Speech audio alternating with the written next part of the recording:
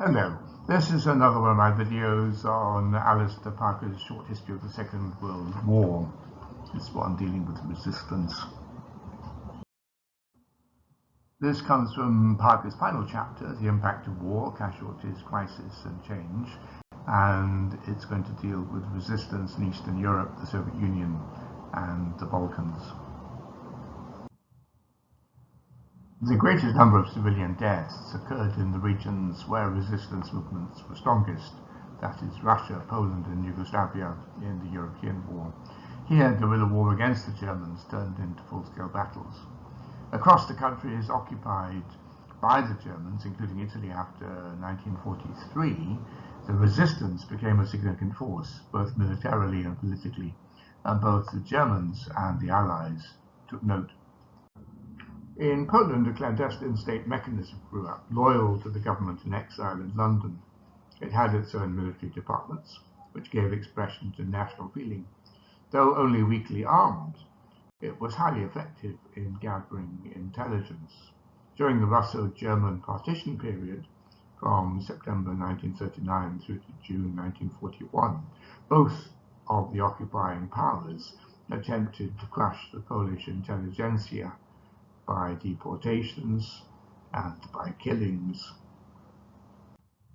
After that, with the Germans at war with the Soviet Union, attempts at cooperation between the London Poles and the Home Army loyal to it and the Soviets failed utterly.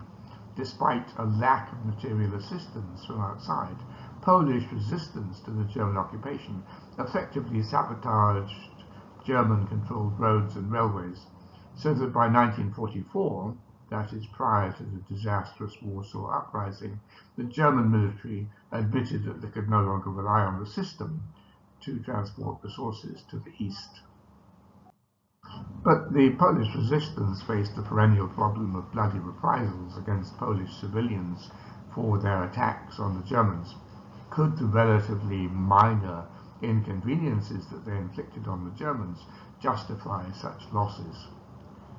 The Home Army had the additional problem of when to mount a major and decisive attack that would both coordinate with action of the Allies and forestall Red Army dominance. For Polish communists, the decisive moment wasn't in 1939, but on the 22nd of June 1941, when Germany invaded the Soviet Union. Fear of reprisals was not an issue for them. Anything that weakened the Germans was worth the price. Moreover, German reprisals would, they thought, have the effect of raising the readiness for active resistance amongst the general population, the masses. This was also the response of the Red Army in German-occupied areas of the Soviet Union. Thus, it organized and directed partisan groups behind German lines, utilizing both its own troops who had been encircled by the rapid German advances and military and political officers flown in or infiltrated into the German rear areas.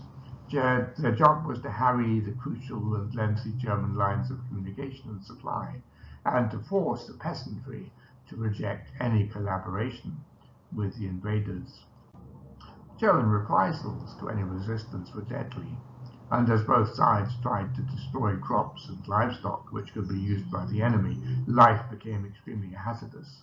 Many sought the winning side, but lost if they chose wrongly. Famine and violent death stalked the areas behind the German front lines. The Germans themselves provoked greater resistance through their violence, mounting demands for forced labor and arbitrary roundups and deportations, so that joining the partisans seemed like a better alternative. In the vast areas of the Soviet Union, the Germans could only exercise control by occasional punitive expeditions.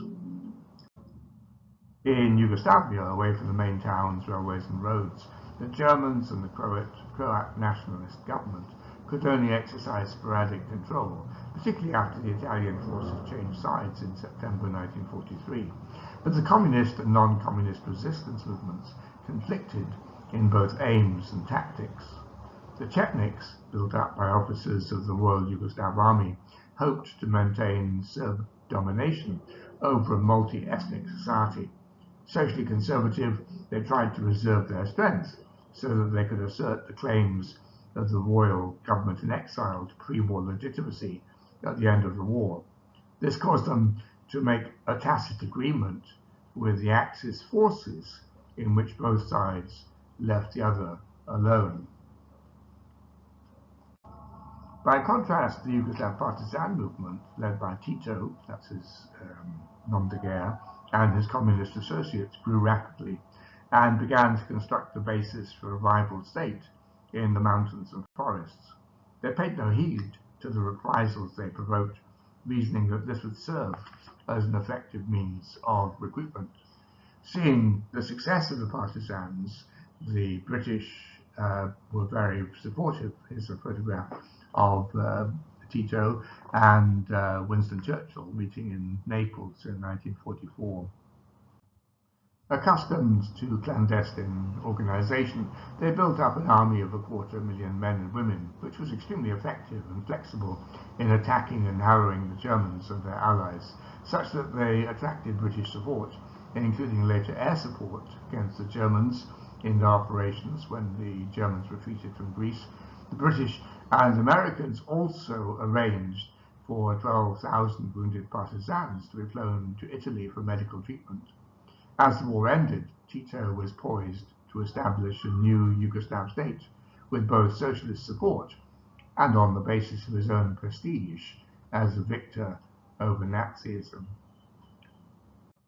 The situation in Greece was similar, but the outcome entirely different.